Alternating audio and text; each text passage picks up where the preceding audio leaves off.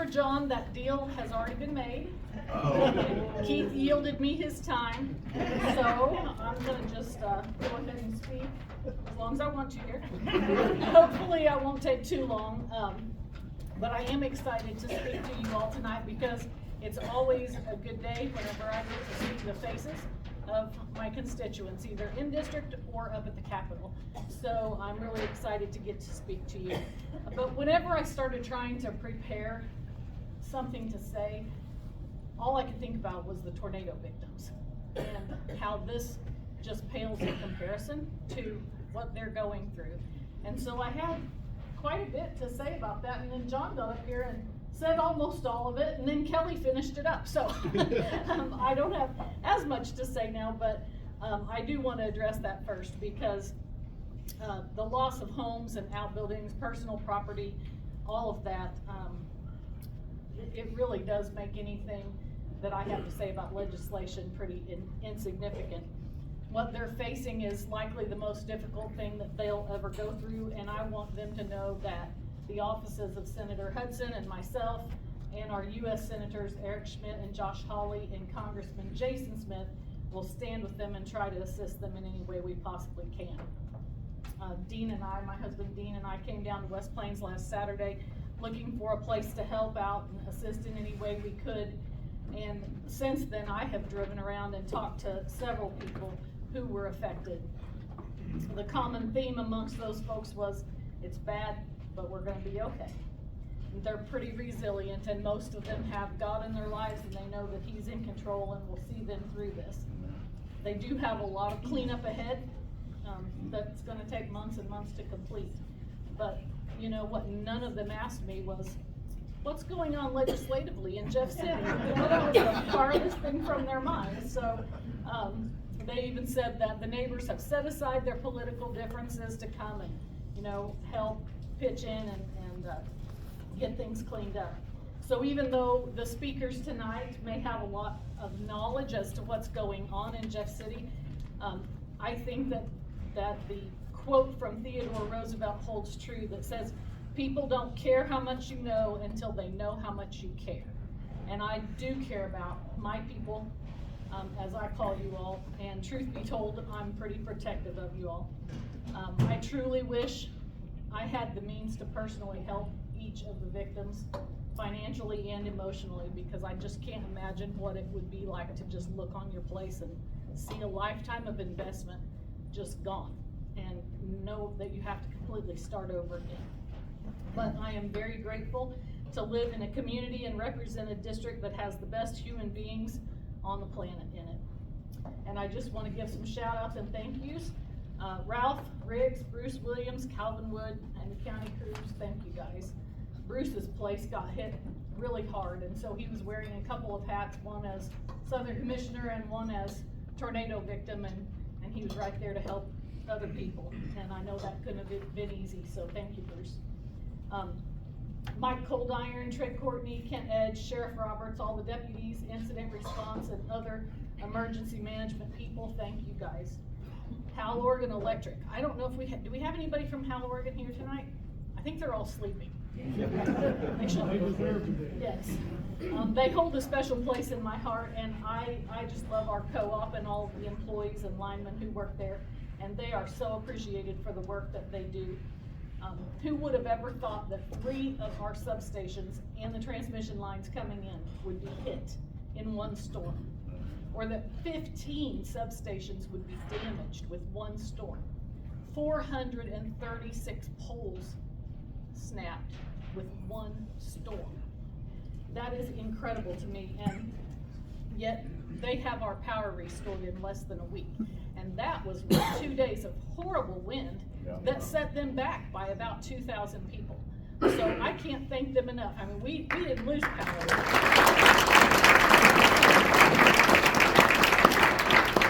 But they did an incredible job, and I am super proud of them. And all the churches who stepped up, thank you to all of you. And Convoy of Hope and the American Red Cross, you know, you see those Convoy of Hope trailers going down the road and you kind of get a lump in your throat, and you know that they're coming if you need help. You just don't ever want it to be your community, and this time it was. And I don't know, they've probably made 4 trips at least down here, 5 now, to help deliver supplies, and that's incredible, and it's been such a blessing to the people who needed that. So thank you to them and all the restaurants that donated food to the responders, volunteers, and victims. There's businesses like Newberry's that tried to slash some prices to help people who had major fence repair to do. Just neighbors helping neighbors, and I think that our community absolutely rocked it in response to the storm. So thank you guys. And of course, our thoughts and prayers continue to be with the storm victims, as they do have a long road to recovery. Representative or not, I'm always proud of the people in this area coming together to help one another. And I can say this because Keith Elliott is not here, but we definitely have the best district in the state. Don't tell him I said that. And we will recover together.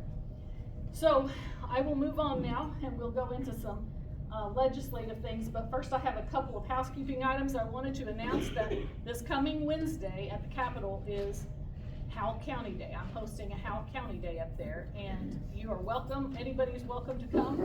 We're going to do tours. We're going to have some donuts and coffee in the morning. We're going to have some state office holders come and speak, and it's going to be a good time. So if you can come, please let myself or my LA Carter know, and we will be able to plan for the right number of people. And also, we can get you hooked up if you need to know how to sign up for my Capitol report. Let me know afterwards, and I will help you with that as well. Okay, now I'm going to start the speech, John, okay? So approximately 10 months ago, I stood on stage at Lincoln Day, and I explained what I felt it would take to be a courageous representative in Jeff City. One who actually voted in the best interests of the people instead of lobbyists, leadership, and even the Republican caucus, if the caucus didn't align with what the people were wanting. But after only 2.5 months in office, I can confidently say that I was spot on in my assessment of the courage it would take. It would be so much easier to just go along to get along. But I think we're in a new era, a golden age, you might say, where the people are done with politics as usual. The people are starving for someone who will stand up and represent them, and I'm trying my very best to vote in the best interest of the people. I'm doing that by looking at the proposed legislation through both a short-term lens and a long-term lens. So if you see votes that I've taken and think to yourself, I thought she was for that or against this, but it appears that I've voted the opposite, I promise you there's something in that bill that was a deal breaker. I'm not trying to be over the top whenever I'm looking at these bills, and I'm trying to be willing to compromise where I can, but I do want to consider all the implications for both the present and for the future. I'm trying to look out for the people and avoid any potential pitfalls of the bills that are being presented. It's very discouraging some days when I leave the building feeling like big lobby has won the day, because 95% of the time, that means the people did not win. So far this session, we have heard debate and testimony on several important bills that could have a big impact on the people. And we still haven't even gotten to some of the big topics that were promised as priorities. We've talked about House Bill 567, which was an effort to repeal the sick leave portion of Proposition A, but keep the minimum wage increase in place. Businesses have expressed how detrimental and costly implementation of Prop A will be to them, and there are concerns for how Prop A will affect economic development and growth in our state. While there was a vote taken on it in the House, it may be a moot point because there's currently litigation going on, and we should have a court ruling pretty soon on whether or not that ballot initiative was even constitutional, because it had 2 subjects on the same ballot question. And then we have House Bill 68 that we heard, that was tort reform, that would lessen the statute of limitations on personal injury claims from 5 years to 2 years. Insurance lobby is for this, obviously. Attorneys and the people are not for this severe reduction in the time frame for filing suit. Then there was House Bill 544, the pesticides bill. Please understand this bill would not ban the use of glyphosate. It's a bill that would give chemical companies immunity on a failure to warn claim for their products, not just for Roundup and Bayer, but all chemical companies and all products from now on. We would, as a state, be handing over our sovereignty in this area to the EPA.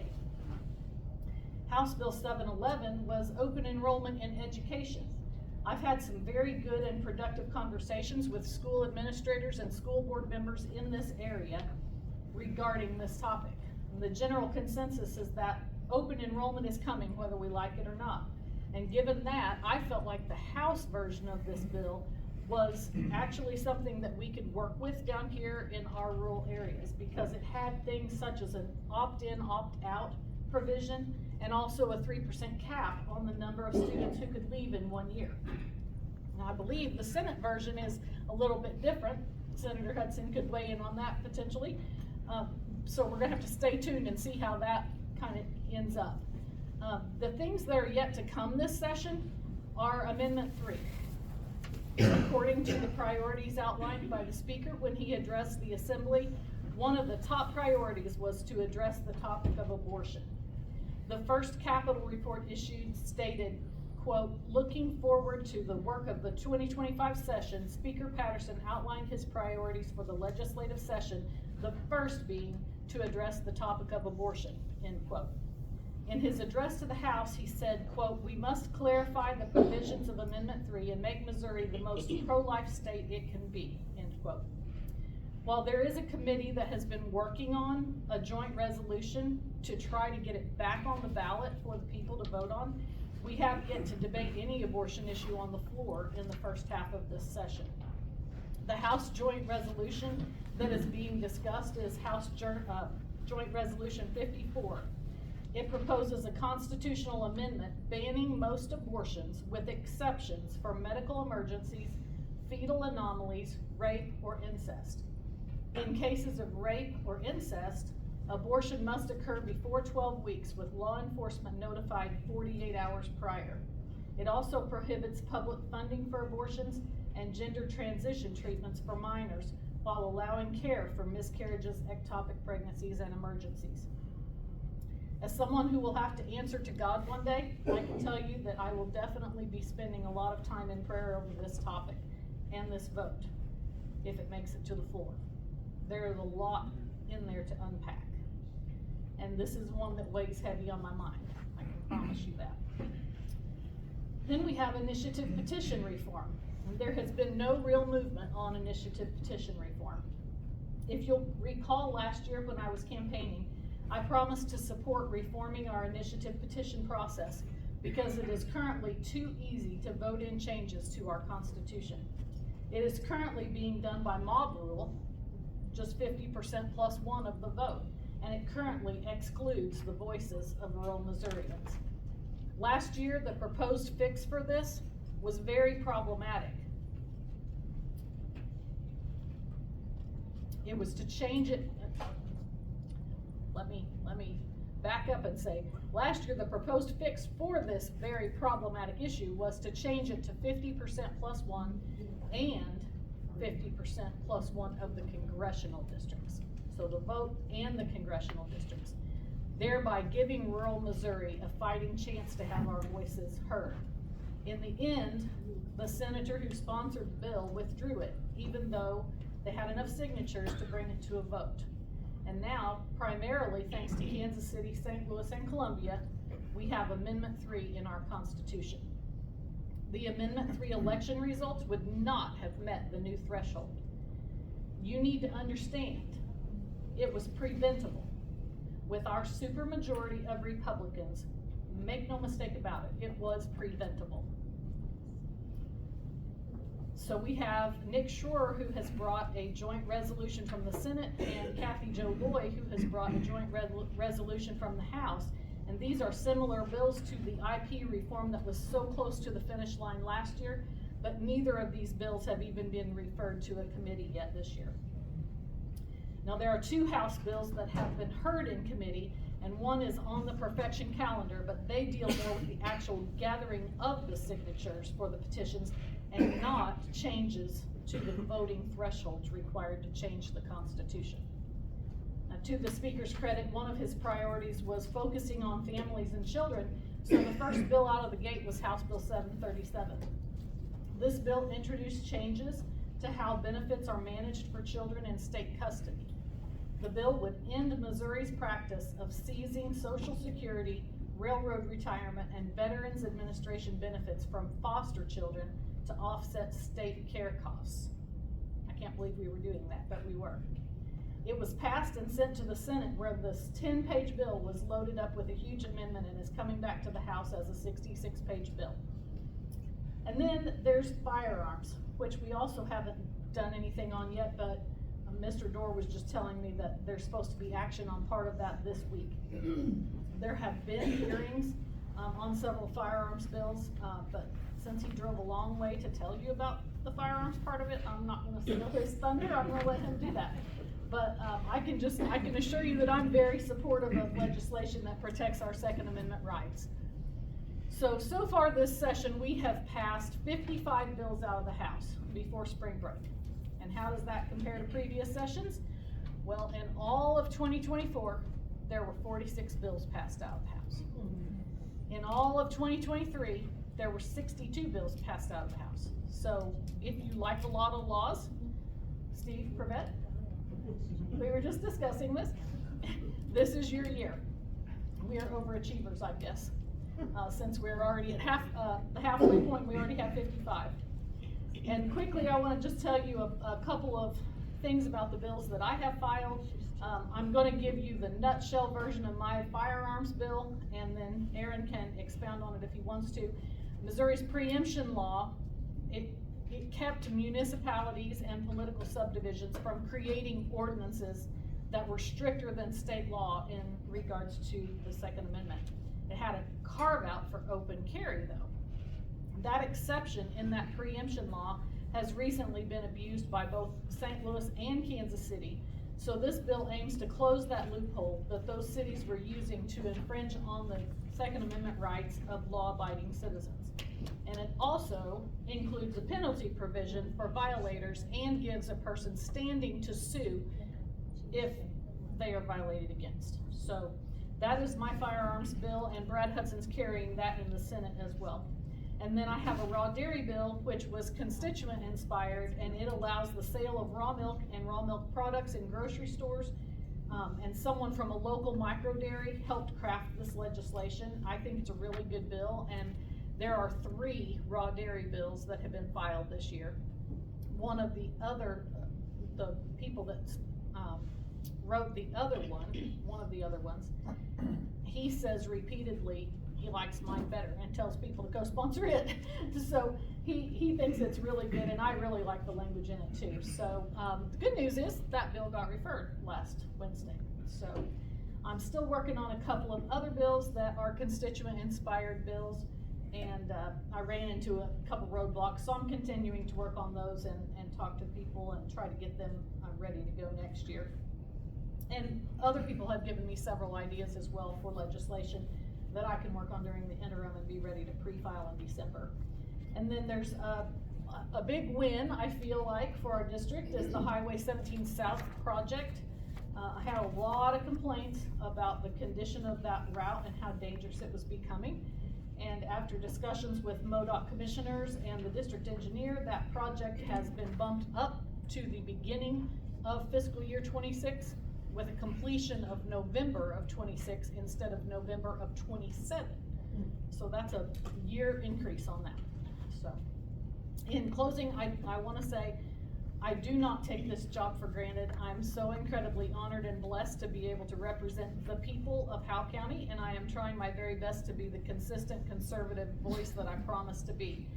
Every single day, whenever we step on the House floor and begin session with prayer, I want you to know that I am praying for my constituents, my district, and our state. I'm praying for discernment and wisdom to make the right choices for our area, and I'm praying for the courage to do what is right, even in the face of adversity. And I will never stop fighting for you, the people. Thank you.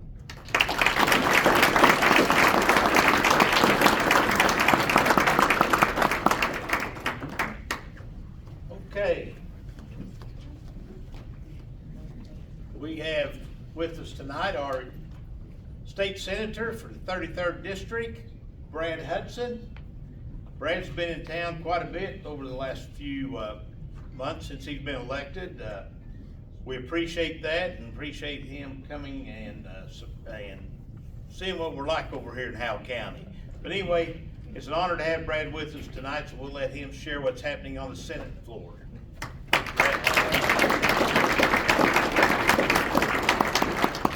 It is great to be here this evening. I want to thank you all for the kindness that you have showed me and my family as I begin this first year as your new state senator. It's an honor to serve you in Jefferson City. I think Lisa would agree with me here based on what she said earlier. I think I serve the best Senate district in the entire state. Some of the best people in the entire world live right here.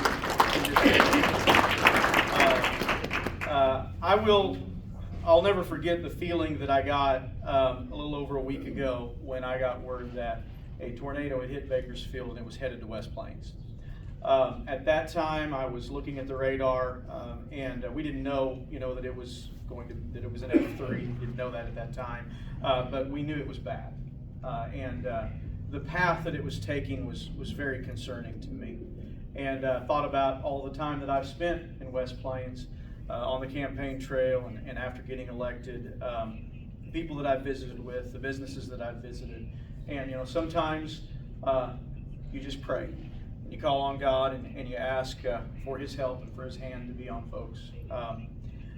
Unfortunately, we know that there were a lot of people that suffered damage. There were no lives lost in Howell County. We did have a few. There were 3 folks whose lives were taken in Ozark County, in my district there. So continue to pray for the folks that have been affected by these storms, those that are rebuilding, and thank God for those that have been rolling up their sleeves, getting to work. What can you do after you pray, after you see the aftermath of what's happened? You roll up your sleeves, you get to work, and I want to tell you, everyone that I have dealt with, Governor Kehoe was texting me like the very next morning. So I've been communicating with him, our federal folks, the local folks, and Representative Durnell. I have never been more proud of the communities that I serve than I have been just recently, and seeing the way that folks have answered the call. So I don't want to, Lisa's already touched on thanking the folks that deserve to be thanked, so I would just echo that.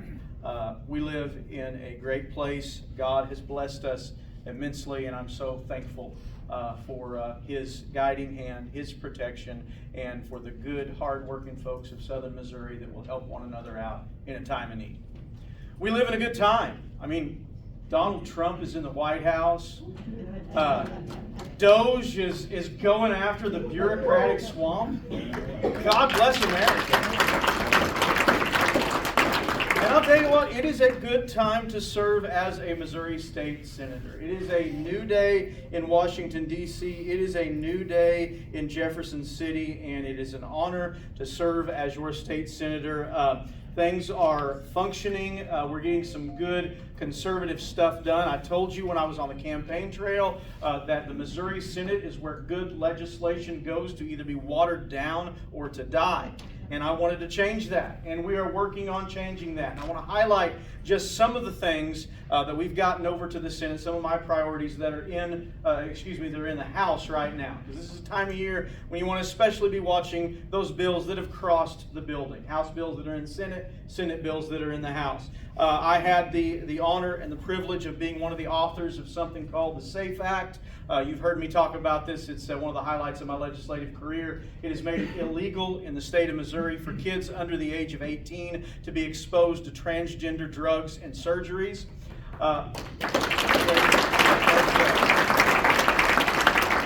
And I told you on the campaign trail, there was a ridiculous 4-year sunset put on that bill in the Senate that should have never been there. Well, guess what? We've got legislation already passed the Senate in the House to get rid of that 4-year sunset. Sex changes and kids are 2 things that should never go together, and nobody's going to convince me otherwise. So that is one thing we've got over to the House. We've also, I'm working on something else, and I don't know that you've heard a lot about this yet, but you will.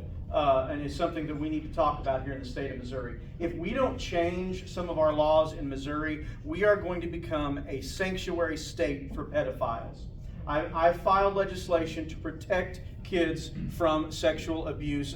More than one piece of legislation, but one piece of legislation that has made it over to the House is I want to ban the use of NDAs in child sexual assault cases. Non-disclosure agreements should be used to protect trade secrets. They should not be used to silence children that have been abused. In Missouri, they have been used that way. And when you silence a child that has been sexually assaulted, and you tell them that because of this agreement that was signed maybe when they were just a young child by their parents, that they're never going to be able to talk about what they went through, they should absolutely be able to talk about it if they want to. That not only helps with the healing process, but it helps shine the light on the bad people that are doing bad things. We have got legislation in the House that I worked on in the Senate. I actually amended a bill, got it in the House. If that becomes law, and I think it will, no more are victims of child sexual abuse going to be silenced in Missouri. We cannot let that to continue. So I'm looking forward to hopefully seeing Governor Kehoe's signature on that piece of legislation before this year is up. You all know I'm a pastor. I think most, if not all of you know, I've been preaching and teaching the gospel of Jesus Christ since 2005. I believe in religious liberty. I have filed legislation to protect religious liberty on college campuses. You know, we live in a day and an age where everybody is so afraid of offending someone except Christians. Have you noticed that? Yep. They're not afraid of doing something that might be offensive to Christians. Well, we've had situations in our country, and it's even kind of cropped up in our state a little bit, where individuals, young people on college campus that are wanting to exercise their First Amendment rights, gather together as a group that believes in biblical principles. Their administrations have tried to silence them before in places in this country. Matter of fact, in Iowa not too long ago, there was a group of students that were an evangelical group.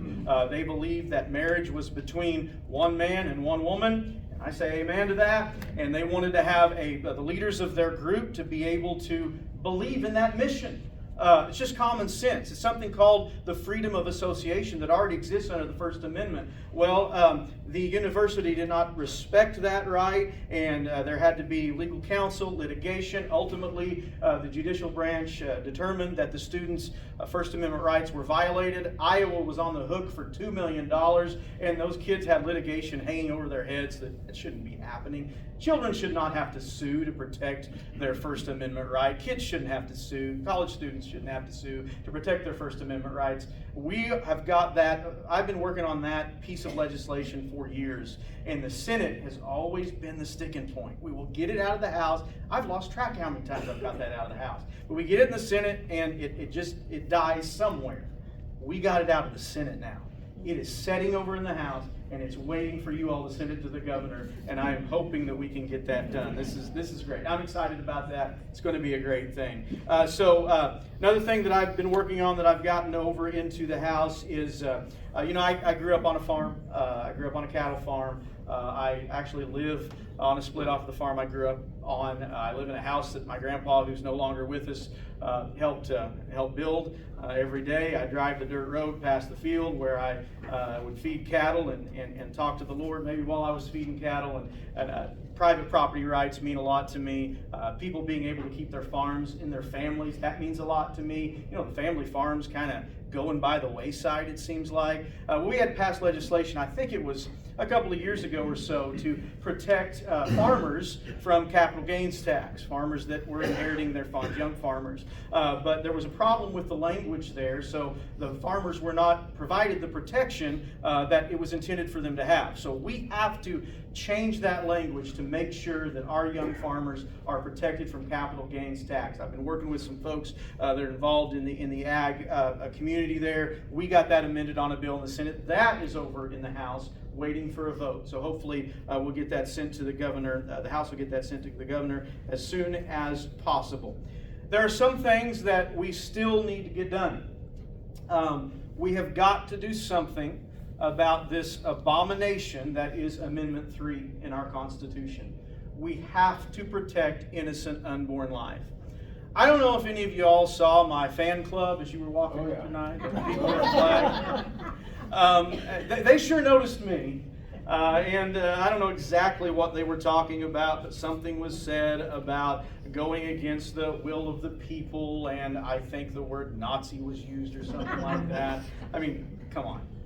That sometimes folks, they need to understand. They need a history lesson. Anybody that says what we're trying to do in protecting innocent unborn life is equal to something that a Nazi would do, they don't know what they're talking about. Last year, a whole lot of out-of-state money was spent in an attempt to manipulate voters into voting for an amendment.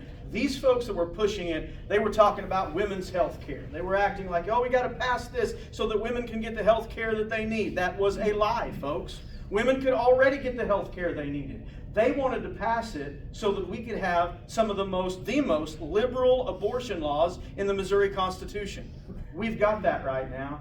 We have to do something about that. And that is something that not taking action on that is not an option. So your legislature needs to do something about that, and I hope and I pray we will in the second half of this session. Guns, you've got a guy that knows so much about firearms legislation and what's going on in Jefferson City that's getting ready to come talk to you. So I'm not going to say anything that might steal his thunder. I'm looking forward to what Aaron has to say. I would just say that Lisa mentioned the adding teeth to Missouri's preemption law legislation that I'm working on in the Senate and she's working on in the House. We've got to do something about that, folks. Your Second Amendment right is not something that is granted to you by government. It is granted to you by God. It is a God-given right, and government at all levels should acknowledge that, and no government, whether federal, state, county, or city, has a right to infringe upon your Second Amendment rights. That is tyranny, and we must stand up against tyranny in the state of Missouri, and I'm hoping we can get something done about that. I'm on the Senate Appropriations Committee, working on some things that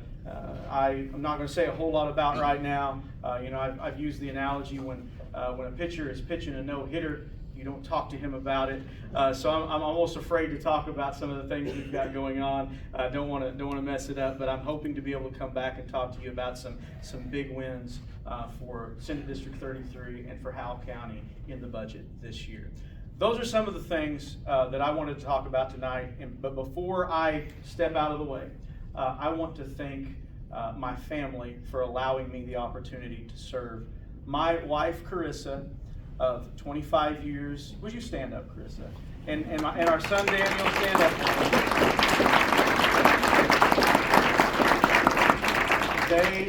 They worked so hard on the campaign trail.